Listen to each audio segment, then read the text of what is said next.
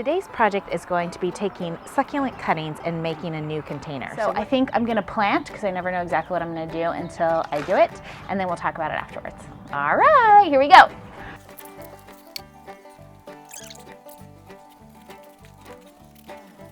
Tell me it stopped. No. I'm not even gonna look, because then I'll be... Okay, so good news. We lost all the middle of the video where I was putting together the planter. No problem, no problem. So what I thought is I would just show you with this smaller planter that my sister-in-law is working on. She has 2 of these. I would just plant one up and give you the idea of how this one went. This is a flax, a New Zealand bronze flax that we are going to leave in here. I'm going to break this all up. You can see the roots are getting exposed. I'm going to not break them, but just kind of like, what's this word? Loosen them. I'm just going to loosen them. There you go. Thank you. And then I'm going to keep it in the back here. But I want to make room for this crassula in the front. And I'm going to put some soil in the back so those happy roots back there can be happy. To my point about the messy gardener.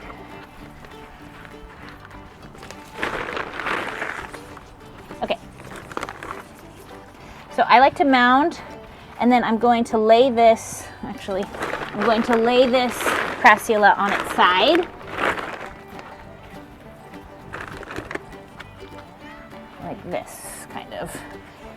And I'm just going to cover the back. And what will happen is it will grow new roots out of that thick old elephant trunk of a root into the soil, and we're just going to cover all of this with cuttings like that. I think we need more of these, actually. Okay, 1 second, we're going to go gather a few more. Okay, so we just gathered a few more, and the way that I clean it is I kind of just unwrap it like an onion. You can see, look at all those roots in there. Wow. Okay, so what I'm going to do with this is pop this in the back.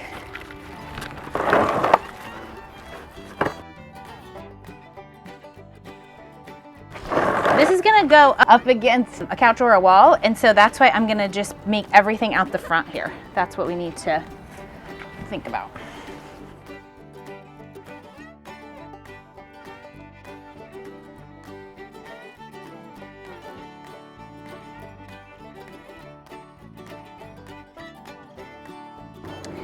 So let's put this aeonium.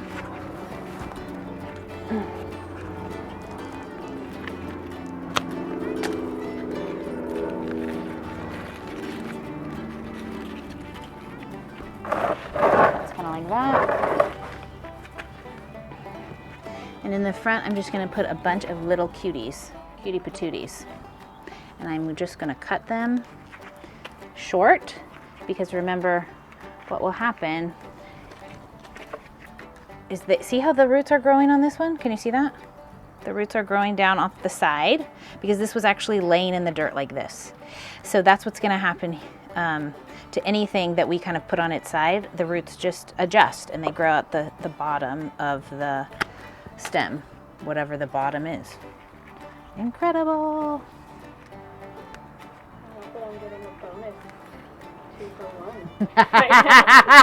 Yeah. Oh, see, you did it on purpose. Oh, I see. Power to the flower. Okay, actually, I'm gonna bring these out and put something else right there. All right, how do we feel about that? Right. Maybe just one more little guy right there. I'm not happy with this right here. Yeah, these are my favorite. Let's use these.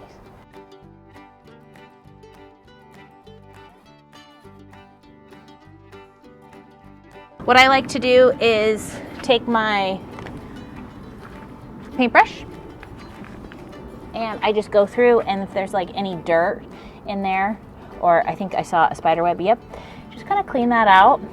I do not do this again. It's a one-time thing for me. I plant and then I'm done. That's my style. I could also be called the low maintenance gardener, the messy gardener, so many names. And you just clean that out a little bit. And so now they all look kind of fresh and new, which is fun. The only plant that actually is rooted is this. And actually, he's been in here for so long, he should be able to access the water down here. So again, I would not water this for the next like 5 days to a week, and just make sure that the soil is really dry the first time that you water. And I would use a spray bottle, which my example was right here. This is a spray bottle filled with water, an old one, and I just kind of squirt in at the soil. Once everything's rooted in, then this is like in a couple months time, everything will be rooted in, and you will know it's rooted in because you go to touch it and it doesn't come out. It's in the soil. Until that time, it is not rooted in. So once it's rooted in, you can literally take your watering hose and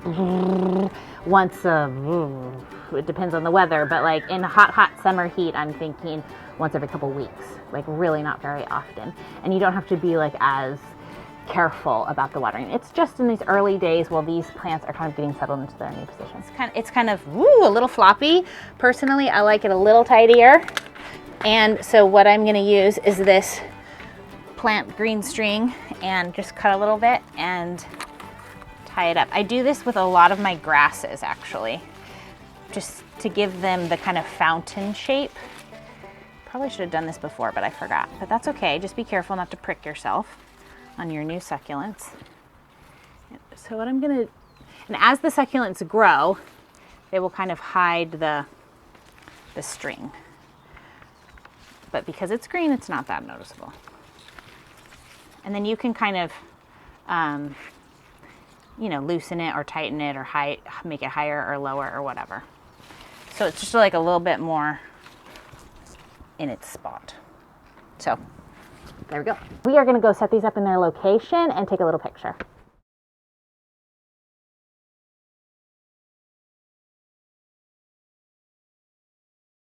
We are here at my brother's house doing a project on his front pot. It stopped. No. Okay, so let's talk about this really quick. I think we have the end of our, our final solution here. Yay!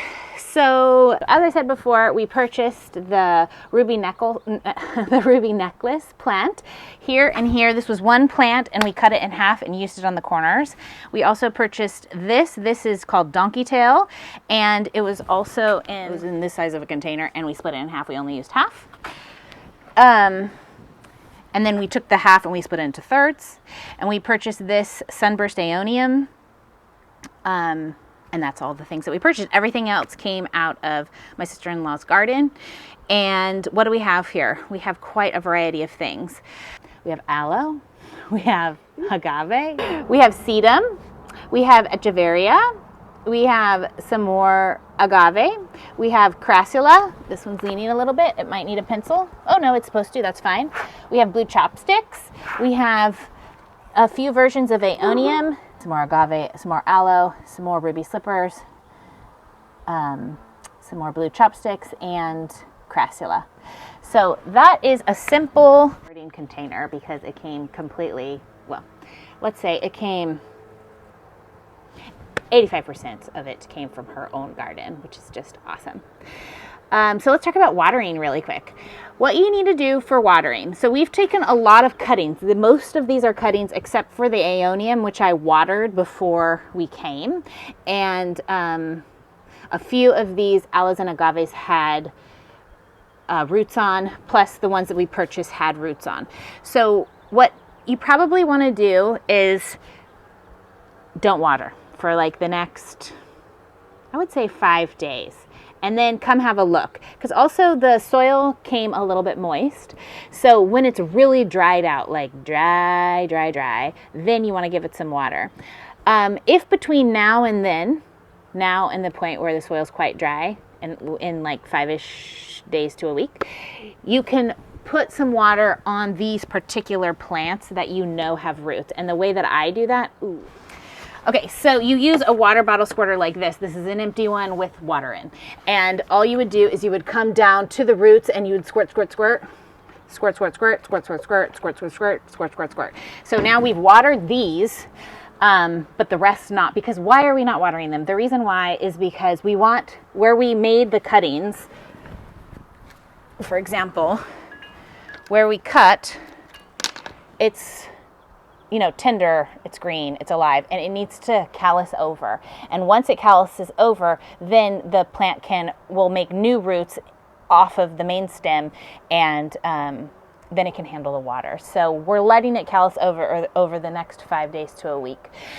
Just after, even though after 5 days to a week, it will be calloused, but it won't necessarily be rooted in. So you still have to be a bit careful. Like if you bump these, because these are just cuttings laid in, they will potentially fall out. So you just have to be careful, and that will take a while. I mean, months for it to truly root in. That's fine. That's normal. That's how they spread. This is how the plant propagates. It's just that you want to be a little bit careful. The other thing that I want to say is, because these are cuttings, some of them may flop a little bit over these next couple of weeks while they callus over and begin to propagate themselves in a new container. And don't worry, that happens. That's normal. Some of them may do that. Some of them may not do it. Certain ones are more prone to doing it than others. But let's just see what happens. I'm sure that my brother and sister-in-law will be happy to send us some ongoing photos of the aftermath of these next weeks and months.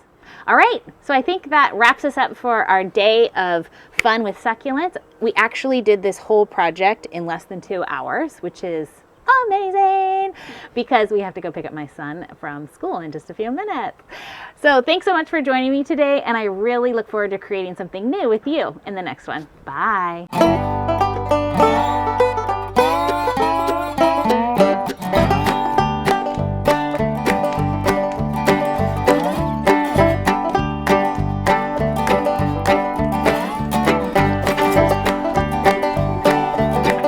You're the succulent queen!